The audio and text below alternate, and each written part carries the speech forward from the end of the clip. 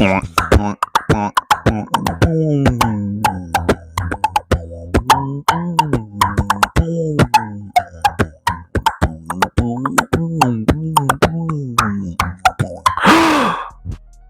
actually get into the video.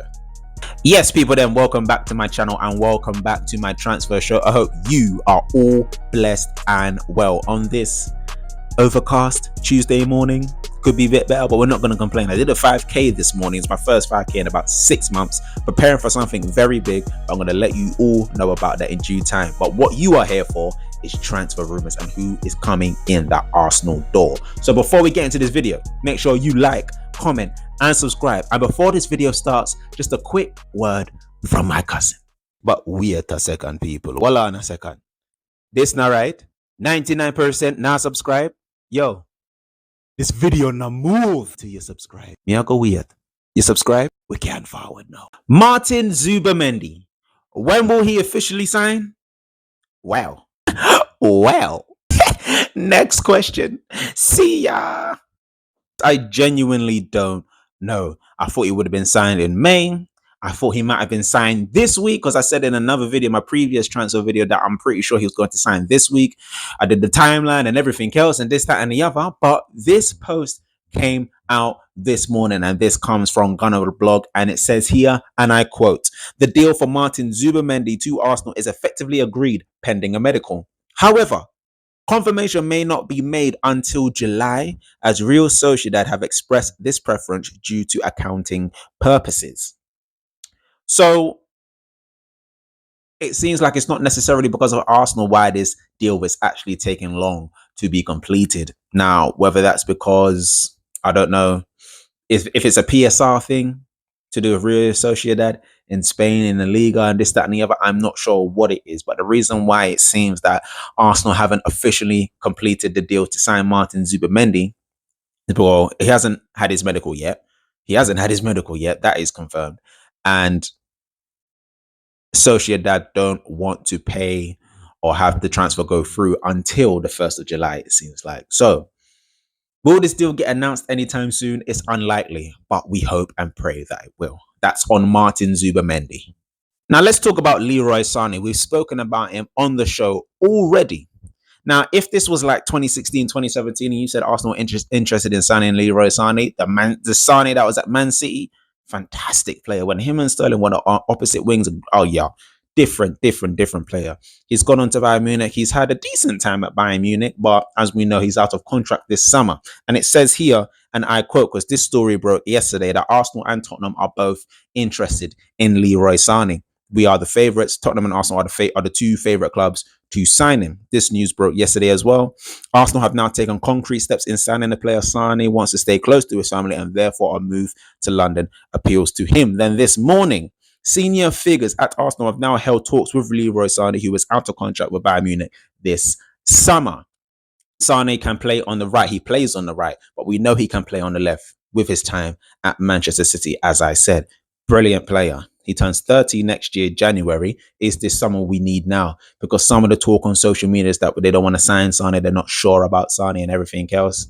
I think if Sane was to come into Arsenal, whether he was back up to Saka, because he's probably going to be back up to Saka, that's not a bad backup. If he signed for Tottenham, I get it. Because their right wingers, Tottenham's right wing is free. Our right wing is not free. I'm pretty sure Sane wants to play football. Would I be mad if he came in as a backup to Saka? Absolutely not. Absolutely not. But the only reason why I think he may not come to Arsenal is because of the fact he probably wants to start and no one's dislodging Saka. So Gunners, let me know what you think about the potential move for Leroy Sane. Arsenal's search for a backup goalkeeper will continue because their number one target to be the backup to David Raya, which is Joan Garcia, this deal is now off. According to Montfort Carlos, Arsenal have dropped out of the race to sign Joan Garcia. They do not consider paying Joan Garcia's 25 million release clause appropriate, while David Raya is first choice at the club. And then this news broke late yesterday from Fabrizio Romano. Barcelona are now advancing on all formal steps for Joan Garcia deal with the players, agents and Espanyol. Not done deal yet. It may take some time to seal all details, but progressing well between all parties. Work in progress. And that's understandable because you're not dislodging David Raya soon. This guy, Garcia, I think is about 21, 22. He's going to want playing time. Apparently, this guy's a generational talent. He has had about 16 man of the matches, apparently, for Espanyol, who were a relegation threatened team. They just about stayed up, but he wants to move. He wants to move and he wants to find a big club. We know Arsenal wanted to sign him last year, summer transfer window, but we didn't get it done. We absolutely didn't get it done. So what's going to happen? Who are we going to bring in as a backup goalkeeper? Because it's not going to be Joan Garcia. Sesko and Gyökeres. This is tiring me out. It's tiring me out. So let's get straight into it. Yesterday, from Sammy Mokbel, Sesko has a near universal backing at the Emirates, but will be more expensive deal. He will be the more expensive deal. Gyökeres is the more economical, but would see the club divert from their longer term strategy, given Sesko has always been a target. Both deals have been explored, and then this was on Fabrizio Romano. Benjamin Sesko will leave Leipzig this summer. That's the expectation. Last week's Arsenal had the first concrete talks for Sesko. Arsenal spoke to Leipzig and had conversation with the agent of the player. Arsenal started to understand the whole situation around Sesko, contract terms, player value. I'm told it could be less than the reported 100 million euros. Now, there is still nothing agreed as of today between Arsenal and Sesko, but there is contact going on between all parties involved. I think making contact for Sesko is showing how concrete Arsenal's interest is. Concrete talks, concrete steps, everything is concrete. Everything is just, it's concrete. Is it really concrete? Anyone can have concrete talks, but why are these talks not progressing if we've been in talks for so long with a player like Sesko? Apparently, it's already been, personal terms have already been agreed for Gyökeres as well. So I'm trying to understand what is taking so long. What is taking so long? Can anyone explain to me what is taking so long with the deals for Gyökeres and Sesko? I was about to say Yesko or something like that. I don't know. But this one is going to rumble on for the weeks until we sign someone.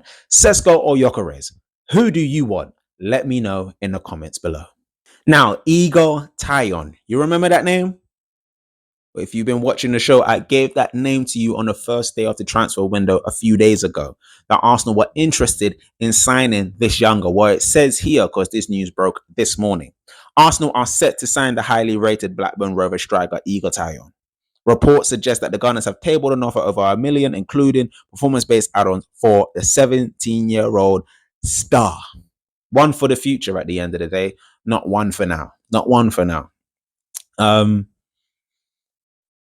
Igor Tyon to Arsenal. If anyone knows anything about this guy, let me know. But this is one for the future, not one for now. Sesko and Gyökeres, those are for now. Now, this isn't necessarily transfer related, but I just wanted to let you know on the goings on.